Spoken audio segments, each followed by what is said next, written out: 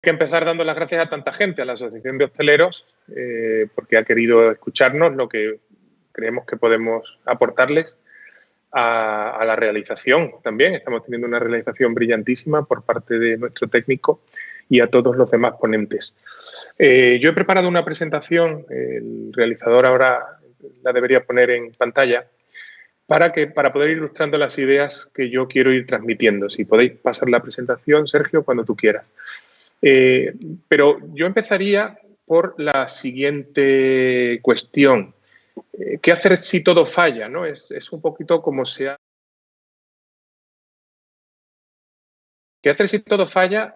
Pero porque lo que queremos es poder tener, si es el caso, una salida ordenada y una segunda oportunidad. Que un fracaso empresarial, que puede ser que tengamos que reconocer que ha sido el caso, no acabe en un hundimiento perpetuo. ¿De acuerdo? Pasa, por favor, la diapositiva, Sergio. Por eso, si os fijáis ahí, esta es la famosa escena de los galeotes encadenados eternamente al remo, con lo que yo os quería transmitir que en ocasiones puede ser que os consideréis, que los profesionales os consideréis, nos consideramos como eternamente amarrados a una rueda, a una cadena, a una espiral de deudas y de obligaciones con respecto de las cuales no nos podemos desembarazar. No es así. Y pasamos, si os parece, a la siguiente diapositiva. No es así. Nuestro derecho establece herramientas por las cuales, si efectivamente no hemos podido prever la insolvencia, si efectivamente no hemos podido refinanciar, si no ha funcionado el ERTE o si funcionó el ERTE pero después la reactivación no ha sido en V ni en U, sino en L, lo cual significa básicamente que todo se ha hundido y que durante mucho tiempo no vamos a poder reactivar la actividad, pues nos permite, como quiere representar esa imagen que ahí tenéis, nos permite decir, bueno, pues vamos a una nueva vida. Si pasa, por favor, Sergio, la diapositiva.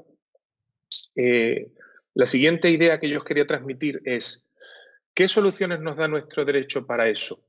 Pues básicamente, cuando todo ha fallado, a lo que nos aboca nuestro derecho o los cauces que nos da nuestro derecho son cauces de liquidación ordenada con supervisión judicial de nuestros activos y de nuestros pasivos.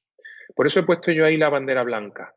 Si lo he intentado todo con las herramientas que nos dijo Juan Pablo, si he intentado un ERTE o un ERE con las herramientas que nos dijo Pablo, si además he previsto, he intentado alejar la responsabilidad que me puede recaer como administrador por una mala gestión, si he intentado evitar los avales, pero si aún así lo he intentado todo y todo falla, nuestro derecho nos permite levantar la bandera blanca. No puedo más.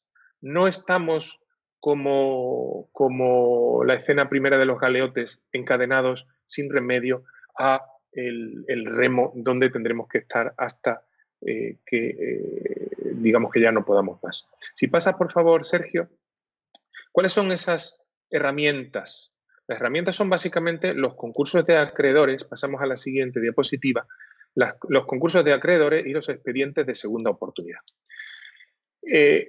Sobre esto no es que se pueda hablar 15, ni 150, ni 1500 minutos. Estos temas son de una extraordinaria complejidad. Pero en esencia yo os diría, con la experiencia acumulada durante muchos años, el concurso de acreedores, que como digo es el último recurso al que hay que ir, porque la ley nos obliga, pero el que hay que ir debidamente preparado, es básicamente el instrumento que el derecho español establece para afrontar ordenadamente las situaciones de insolvencia de las personas jurídicas, de las empresas. Me podrían apuntar, no es así, también existe el concurso acreedor de las personas físicas.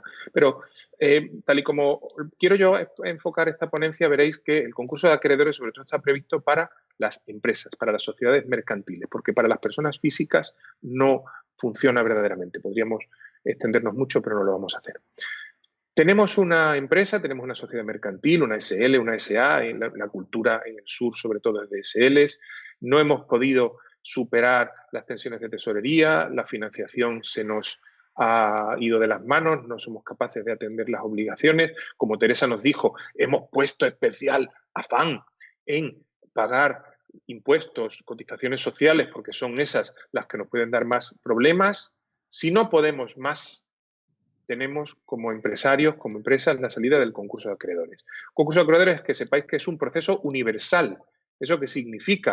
Pues que a ese proceso quedan afectos todos nuestros bienes y todas nuestras deudas, el universo de derechos y de obligaciones que tenemos. Ese concurso de acreedores es el procedimiento a través del cual ponemos de manifiesto que no podemos más, que a pesar de que tenemos un negocio en marcha o que nuestro negocio está amortecido, no somos capaces de generar lo suficiente para pagar las amortizaciones de nuestros préstamos y nuestras obligaciones corrientes, ante lo cual se solicita al juzgado la declaración en concurso. Hemos levantado esa bandera blanca donde ya, por favor, mis acreedores ya deben dejar de intentar abalanzarse sobre mi patrimonio, porque precisamente toda esa situación de insolvencia se manejará de forma ordenada y se nos nombrará un administrador concursal. El administrador concursal es un profesional, generalmente un economista o un economista asistido de un jurista, que tiene como responsabilidad, tiene como responsabilidad fundamental velar por los derechos de la masa pasiva, velar porque en el procedimiento se respeten de la mejor manera posible los derechos de todas las personas que están involucradas. ¿Qué es lo que, en primer lugar, pretende el concurso de acreedores? Pretende propiciar un acuerdo. El concurso de acreedores, por desgracia, en nuestro derecho no funciona bien, pero no funciona bien no porque conceptualmente no busque precisamente ese acuerdo, reconfigurar nuestra deuda, conseguir unas quitas, conseguir unas esperas, pasar nuestro pasivo a largo. No, eso lo prevé la ley. Lo que pasa es que nuestros tribunales, por desgracia, están tan saturados que la inmensa mayoría de los acreedores acaban en liquidación. En cualquier caso, que sepamos que si hemos ido bien preparados al concurso de acreedores, si lo hemos pedido con todos los requisitos legales, si hemos previsto, como decía Teresa, no estar indebidamente vinculados por avales personales, por una administración negligente, bueno, el concurso de acreedores quizás sea el modo de conseguir un acuerdo o no, pero incluso si no lo fuese, tenemos ya el último punto de esos 4 que tenéis en la diapositiva, podremos conseguir al menos que el concurso propicie una liquidación ordenada de nuestro negocio, que como personas individuales, no se nos deriven responsabilidades y, si volvemos a esa imagen tan evocadora que puse al principio, poder empezar de nuevo. Pasamos entonces a la siguiente diapositiva, si puede ser, Sergio, porque esto posiblemente, y esto es, digamos, el instrumento más rompedor que tiene nuestro derecho para salir de esa rueda, para salir de esa responsabilidad universal de la persona física, del empresario con todos sus bienes presentes y futuros, el mecanismo de la segunda oportunidad. En Moreana llevamos desde 2015 que salió la ley de segunda oportunidad trabajando en este tema, hemos atendido a cientos de personas y nos sigue sorprendiendo cómo este mecanismo no es nada conocido. No es nada conocido. En nuestro derecho, digamos, eso es una herencia de Napoleón, ¿no? Que ya los gaditanos decían que con las bombas que tiran los fanfarrones se hacen las gaditanas tirabuzones. Pues una de las herencias que nos dejó Napoleón, porque no es una constante histórica, fue la idea de que del cumplimiento de las obligaciones, del pago de las deudas, de la atención a nuestros proveedores, a los bancos, etcétera, respondemos con todos nuestros bienes presentes y futuros. Sin embargo, el mecanismo de segunda oportunidad nos permite precisamente cortar ese círculo. El mecanismo de segunda oportunidad, que parece un nombre publicitario, expresa muy bien lo que es. Cuando todo falla, cuando la persona física, sea o no empresario, que nos interesa sobre todo la situación del empresario, ha hecho todo lo que ha podido, pero por una situación externa, por una situación ajena, por supuesto, esto no está diseñado para defraudadores. Cuando verdaderamente no se ha podido más, el derecho nos permite hacer borrón y cuenta nueva. La legislación nos permite acceder a una segunda oportunidad. ¿En qué consiste el mecanismo de segunda oportunidad? El mecanismo de segunda oportunidad funciona de una manera similar a los concursos de acreedores, pero se inicia por una fase de mediación. Si una persona física, si los que me están escuchando aquí, si ese hostelero que está luchando por pagar el alquiler, por pagar el préstamo, por pagar el renting de la máquina, verdaderamente ha llegado un momento en el que no ha podido, verdaderamente llega un momento en que necesita pasar página, presenta una determinada documentación ante notario evidentemente hace falta una orientación jurídica clara para poder saber cómo se hace, solicitando el nombramiento de un mediador y la apertura de unas negociaciones con sus acreedores. Dice, bueno, hemos hablado de negociaciones, ha hablado Teresa de negociaciones, ha hablado Juan Pablo de negociaciones. ¿Qué particularidad tiene esta negociación del expediente de segunda oportunidad? Pues que si cuando intentamos recurrir a la autonomía de la voluntad, si intentamos ir uno a uno a nuestros acreedores, estamos básicamente a que nuestros acreedores se quieran sentar con nosotros, en el marco de un procedimiento de segunda oportunidad que se llama técnicamente de acuerdo extrajudicial de pagos, de ahí lo de AEP, nuestros acreedores están obligados a sentarse en la mesa. No es que estén obligados a sentarse en la mesa, pero es que si no se sientan tienen una serie de consecuencias negativas. Pueden perder sus derechos, pueden verse preteridos en una hipotética, en una futura liquidación. Por lo tanto, esa es una de las grandes ventajas del mecanismo del acuerdo extrajudicial de pago y de segunda oportunidad. Abrimos un proceso de negociación al cual están obligados a concurrir nuestros acreedores y si no lo hacen, pueden incluso perder sus derechos a reclamar. ¿Cuál es la segunda ventaja de este procedimiento de segunda oportunidad en su fase de mediación, en su fase de intento de acuerdo? Pues que la ley establece que podemos establecer quitas, reducciones de nuestra deuda sin límite. Sin límite es básicamente el 99,9 periódico de nuestras deudas. Esto no es que sea pedir la carta a los reyes. Esto es simplemente que la ley establece de una forma muy flexible la posibilidad de que poniendo las cartas sobre la mesa, diciendo qué es lo que tenemos, qué es lo que honestamente podemos reservar para nuestros acreedores, aparte de nuestras necesidades vitales, decir qué es lo que verdaderamente podemos. Es que yo debo 500.000 euros, pero con mis ingresos actuales apenas me da para mantener a mi familia y todo lo más. Podría pagar 100, 200, 300 euros a mis acreedores y no los 3.000, 4.000 o 5.000 que tengo de cuotas de préstamos diversos. Bueno, pues la ley nos permite precisamente, haciendo esa regla de tres entre lo que tenemos y lo que debemos, lo que necesitamos para subsistir y lo que podemos dedicar a la atención a nuestros acreedores, proponer al conjunto de nuestros acreedores unas quitas y unas esperas de hasta el 99,9% de nuestras deudas y unas esperas de hasta 10 años. ¿Qué pasa si no se consigue? Cosa que desgraciadamente es frecuente. Ahora el Gobierno, el Real Decreto 16/2020 ha flexibilizado los procedimientos de segunda oportunidad, pero aún así es bastante difícil que nuestros acreedores acepten unas quitas tan elevadas.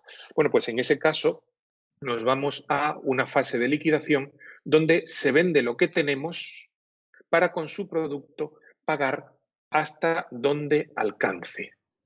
Dice, bueno, pero ¿en qué no parece que estemos contando nada nuevo? Porque hemos vendido todo nuestro patrimonio, hemos pagado solo parte de lo que debemos, por lo cual nuestra mentalidad civil napoleónica nos dice que todavía debemos todo ese resto.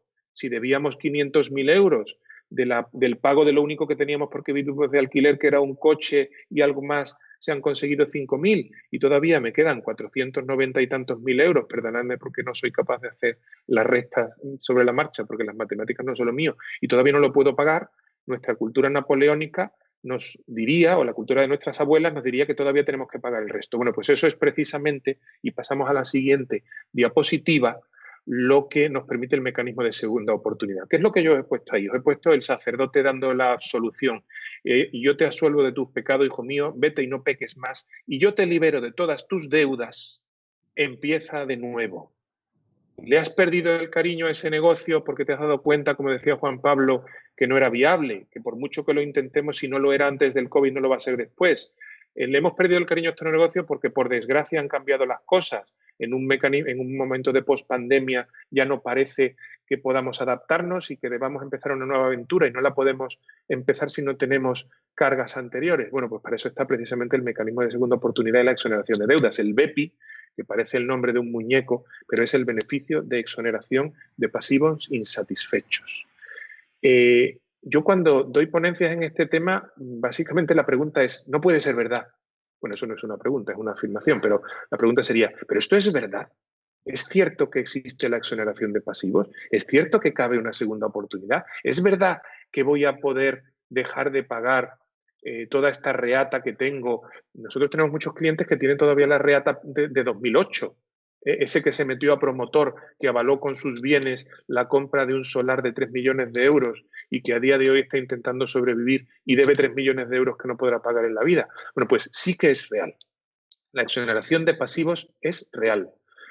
Si hemos enfocado bien las labores preventivas que nos han dicho Juan Pablo y Pablo, si hemos establecido bien si hemos limpiado bien, si hemos distinguido bien nuestro patrimonio personal del empresarial, si hemos evitado razonablemente bien, y hay mecanismos incluso para poder hacerlo en el seno del concurso, hemos organizado bien en nuestra red de avales y de responsabilidades, sí que es posible una segunda oportunidad. Sí que es posible que se exoneren, que se borren, que se eliminen nuestras deudas pasadas y empezar de nuevo. ¿Tiene limitaciones el mecanismo? ¿Podemos de verdad quitarnos de encima toda la deuda? Tiene unas ciertas limitaciones. Tiene las limitaciones básicamente de que las deudas de derecho público a día de hoy, y aunque hay propuestas de reforma, no son exonerables. Hay propuestas de reforma. Yo incluso estoy trabajando con una fundación a nivel nacional intentando asesorar al gobierno en este punto. La Unión Europea está queriendo promover también la exoneración de pasivos públicos, pero a día de hoy los pasivos públicos no son exonerables o es dudoso que lo sean en su mayor parte. Bueno, pues por eso viene todavía más al caso lo que decía Juan Pablo y lo que decía Teresa. Más nos vale primero atender a nuestras obligaciones con seguridad social, atender a nuestras obligaciones con la agencia tributaria para poder exonerarnos de todo, porque como habremos pagado lo no exonerable, sí que nos libraremos de la deuda con el banco, de la deuda con el proveedor, de la deuda de la comunidad de propietarios, de la deuda del arrendamiento. ¿Qué más limitaciones hay? Ahí os pongo la vivienda habitual. Como os he dicho, un procedimiento de segunda oportunidad es un procedimiento universal. Y en los procedimientos universales, a los procedimientos universales quedan sujetos todos nuestros bienes y todas nuestras deudas. Yo suelo decir de broma que si tienes un cortijo con una hipoteca, no te puedes quitar la hipoteca y quedarte con el cortijo. Tus bienes, en la medida en que están afectos, por eso lo que decíamos, intentemos no hipotecar nuestros bienes. Pero si nuestra casa está hipotecada y está hipotecada en garantía de las deudas del negocio, es bastante posible que tengamos que venderla, que se tenga que vender en el seno del procedimiento. Con respecto a todo esto, no solamente hay jurisprudencia que nos permitiría una salida y propuestas de reforma que es posible que a corto o medio plazo salgan, pero que sepamos que a día de hoy hay que valorar muy detenidamente con un abogado experto, y no quiero hacer una cuña publicitaria, pero si os digo que hay muy poca gente que sepa de segunda oportunidad, sí que tenemos que valorar con mucho cuidado si la segunda oportunidad es el cauce adecuado, en qué medida nuestra casa puede verse afectada y qué soluciones puede haber para poder salvarla. Y por último, ya digo, borrón y cuenta nueva. Es la última línea, que sepamos que sí, que existe ese borrón y cuenta nueva. La siguiente diapositiva, ya muy, muy, muy brevemente, y además creo que voy en tiempo, no me lo puedo creer porque tiendo a enrollarme de forma desaforada. La siguiente diapositiva es la bandera de la Unión Europea, con lo cual yo he querido indicaros que a pesar de las limitaciones del mecanismo de segunda oportunidad, del borrón y cuenta nueva, de esa liberación de pasivos, la Unión Europea está insistiendo mucho a todos los países europeos y también a España que deben flexibilizar sus mecanismos, que deben incluir la exoneración del crédito público, de que deben establecer un mecanismo ágil y sencillo. A día de hoy el mecanismo es relativamente ágil. Cierto es que a veces se ve un poquito embarrancado o ralentizado, pero la Unión Europea está abogando mucho porque se mejore. Nosotros, como en Moreana, hemos participado en el proceso de transposición de la directiva y hemos elevado al Ministerio de Justicia toda una serie de propuestas de reforma y de mejora. Si pasas por último, Sergio, ya es la penúltima diapositiva, la siguiente.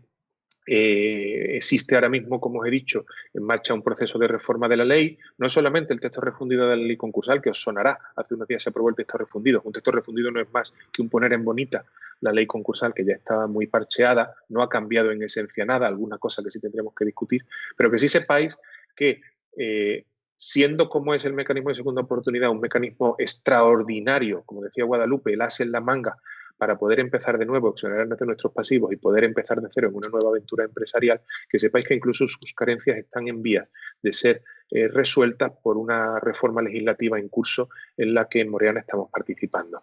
La última diapositiva, Sergio, es una imagen evocadora, una imagen de libertad.